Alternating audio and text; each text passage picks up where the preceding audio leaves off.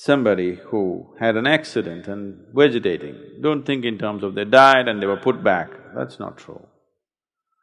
It is just that it might have so happened that the life force is so shocked, it is more projected outward than inward, making a decision to be or not to be. Not a philosophical question, a practical question whether the body is fit enough to be or not to be. So if it chose to be, it is not because of medical workers, they might assist. But it is the life which decides to stay because body is still hospitable. Maybe the medical workers make the body little more hospitable than what it would have been without their help. Very much possible. So they did not die, they were in a condition of to be or not to be, they were more projected outward than inward. Even now, you're partially outward projected, mostly inward projected. At that moment it might have been so that you were mostly outward projected, partially inward projected. Even after they're dead, not all of it is gone. If you do not know, we've been looking at this many times. Up to 11 to 14 days, a dead body grows its fingernails and its hair and everything. Because life recedes slowly, it doesn't just jump out. So you cannot spiritually declare somebody dead up to 14 days after the medical death. So, after doing this to be or not to be seesaw for some time, you said be. But the body is only hospitable enough to lie in the bed, not hospitable enough to get up and walk or do whatever a man or a woman is expected to do. I'm not speaking this in this regard, but I want you to look at it as a subject, not as an emotional thing, because then you will not look at it the right way. So if you call this vegetation, there are two kinds of vegetation. One is just the body is gone, but still everything in the mind is active. That can lead to a lot of suffering, because they can see, they can hear, they can smell, they can understand, but no ability to do anything. Talking is the last thing on their mind. They want to get up and walk. They're not able to respond. Body has become inert, but mind is still active. There are other kinds of states where body is in a reasonably good condition, but mind has become inert. So body cannot act. Body is in good condition. Mind was active, it would act, but mind has gone. The physical structure that is necessary to house the mind is gone. Something is broken, so mind is not finding accommodation, so cannot act. But the subtler aspects of the mind are still active. Only the mind that you decipher with, the mind with which you make judgment, the mind with which you are able to distinguish, that is gone.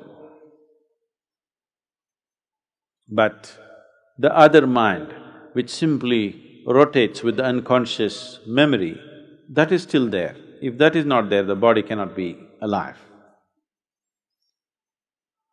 So if a person lies down in a place for a very long time without a discriminatory mind, he may slowly become aware of that unconscious rotation of memory that is happening within him, which is keeping everything going. It's very much possible. I haven't spent enough time with such people. Once or twice when I saw I felt there was something happening. They're not supposed to have a mind, but there's a whole lot of activity happening. So the unconscious nature of the mind might have come into a kind of awareness because the conscious mind is… the distinguishable mind is gone, so the other part may become apparent, which normally most people are not conscious of. So there may be no active suffering, but there may be some kind of a dazed state which many human beings enjoy very much.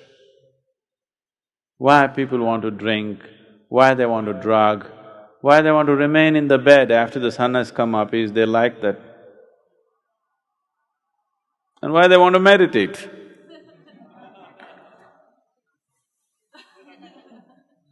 They like that,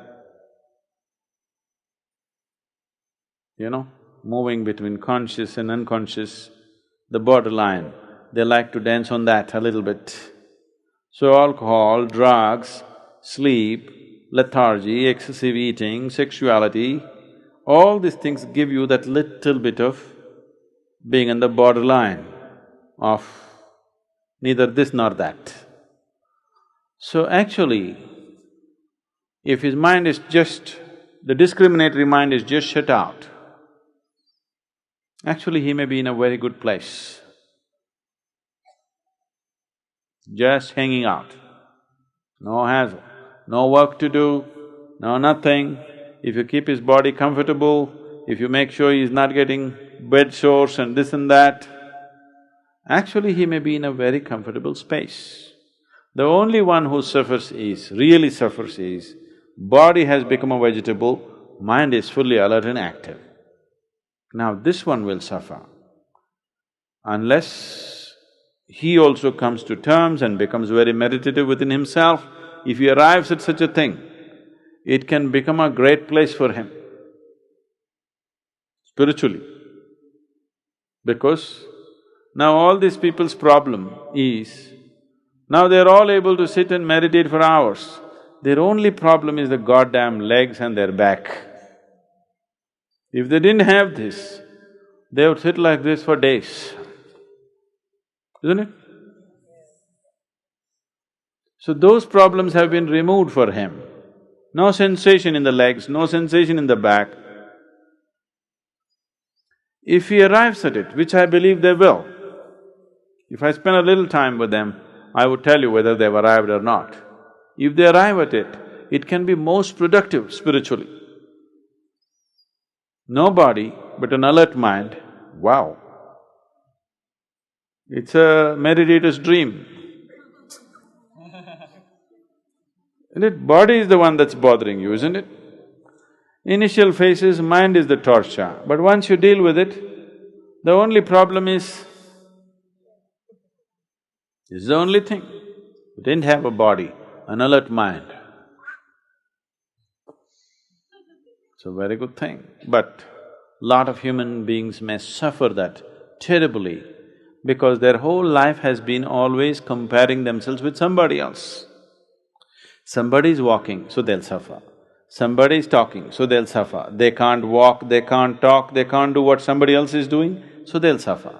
Even now, when everything is well also people are suffering because somebody has 1,000,000 which they don't have, they're suffering. Somebody has that, they don't have, they're suffering, isn't it? So that same pattern may continue with them. If they get out of that pattern, actually, it can be a really fantastic place to be. No body problems, mind is fully alert. We could initiate them. I'm not saying this with any disregard for their condition. Actually, it can work out very well for him.